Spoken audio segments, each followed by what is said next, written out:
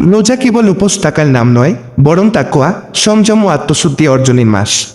রোজা এমন ইবাদত যার মাধ্যমে মানুষের ভেতর সামাজিক দায়িত্ববোধ জাগ্রত হয়। রোজা রাখার মাধ্যমে মানুষ দীর্ঘ 1 মাস কোথাও তৃষ্ণা সহ্য করে। এতে করে সমাজের অভাবী, দরিদ্র ও অসহায় মানুষের দৈনন্দিন কষ্ট অনুভব করা যায়।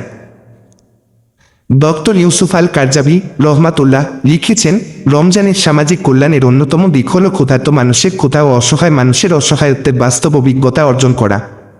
রোজাদার তা অর্জন করে যকৃত ও নারীর আকুতি থেকে এই অভিজ্ঞতা লাভ করে। কেননা যারা প্রাচুর্যের মধ্যে বেড়ে উঠেছে তারা ক্ষুধা জ্বালা, তৃষার কষ্ট অনুভব করতে পারে না। তারা মনে করে সবাই তাদের মতো। কোনো সন্দেহ নেই, আল্লাহ সাম্য ও সুবিচার প্রতিষ্ঠার জন্য রোজার বিধান দিয়েছেন।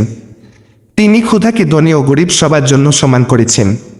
রমজান মাসে রোজা রাখার মাধ্যমে মুমিন যখন অন্যের ক্ষুধা ও দারিদ্র্যের কষ্ট অনুভব করে, তখন তার সামনে আসে মহানবী সাল্লাল্লাহু আলাইহি ওয়াসাল্লাম সাম্য ও ভ্রাতৃত্ব প্রতিষ্ঠার বাণীগুলো। যেমন তিনি বলেছেন, পারস্পরিক দয়া, ভালোবাসা ও সহানুভূতি প্রদর্শনে তুমি মুমিনদের একটি দেহের মতো দেখবে। যখন শরীরের একটি অঙ্গ রোগে আক্রান্ত হয়, তখন শরীরের সকল অঙ্গ প্রত্যঙ্গ রাত জাগে এবং জ্বরে অংশ নেয়।